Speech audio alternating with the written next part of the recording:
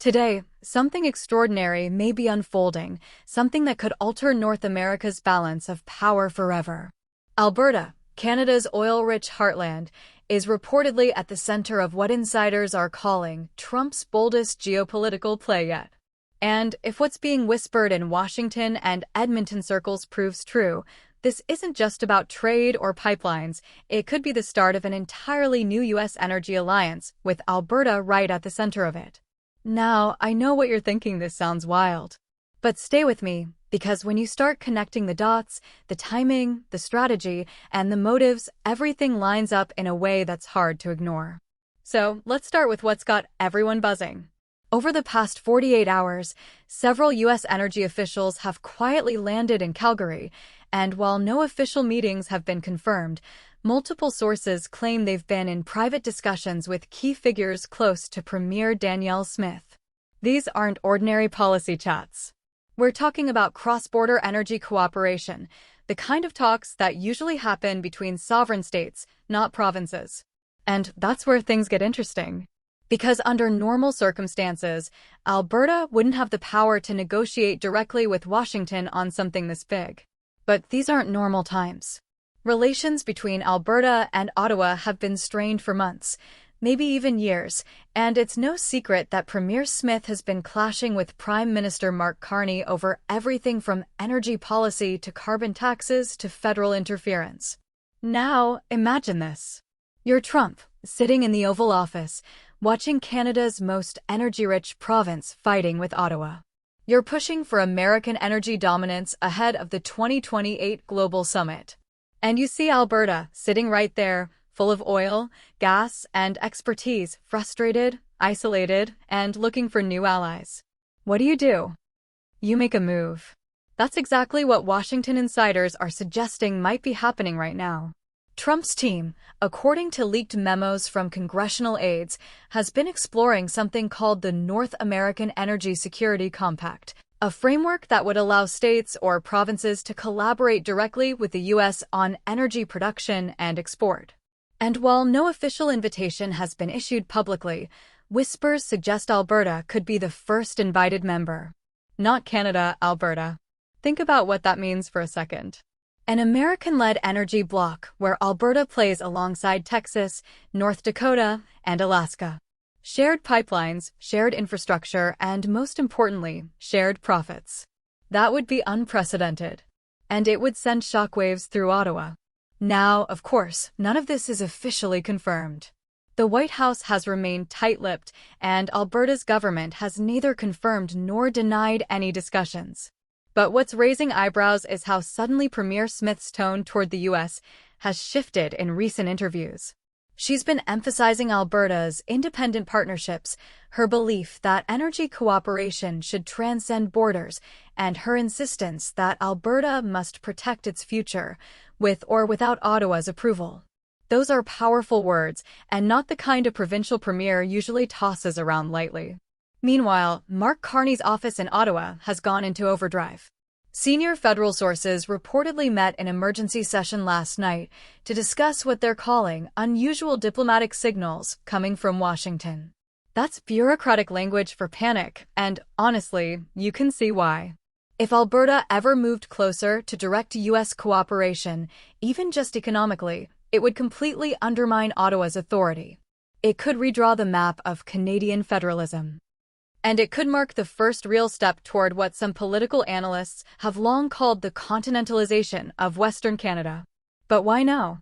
Why would Trump risk angering an ally like Canada? Well, let's remember, Trump and Carney have never exactly seen eye to eye.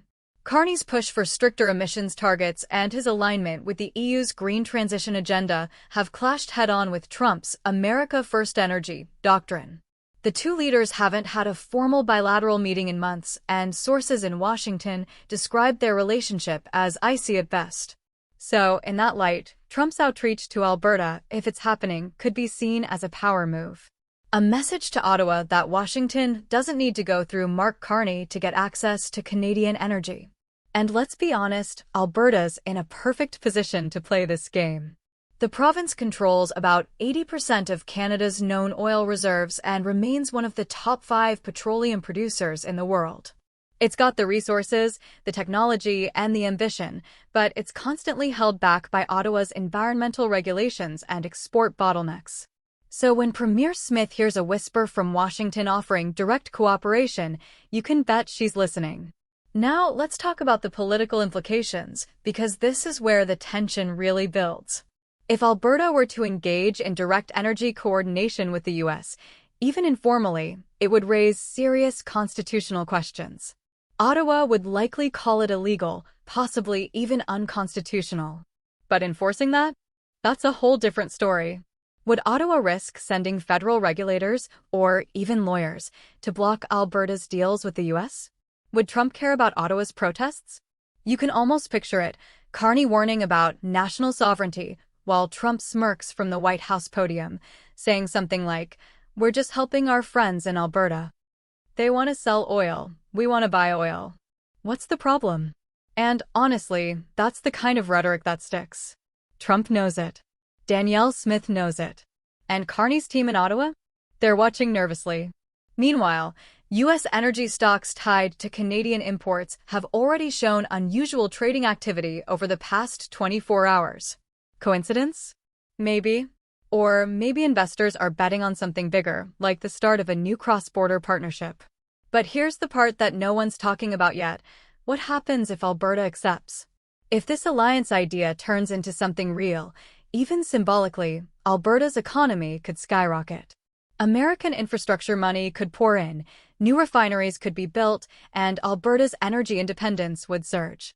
But it would also put the province on a collision course with Ottawa and possibly even with other provinces who rely on federal equalization payments. Imagine the headlines: Alberta sides with Trump on energy. That alone could ignite a constitutional firestorm. And yet, for many in Alberta, the idea doesn't sound all that crazy anymore. Over the last few years, we've seen the rise of the Alberta First movement, a growing push for more autonomy, more control, and yes, even talk of independence. Trump's rumored move might just be the spark that movement's been waiting for. So if the opportunity arose for Alberta to partner directly with Washington, even unofficially, would she really say no? That's the suspense gripping both capitals right now. Ottawa fears a diplomatic rupture. Washington smells opportunity. And Alberta? Alberta's standing right in the middle, quietly calculating its next move. Because make no mistake, whatever happens next could change everything.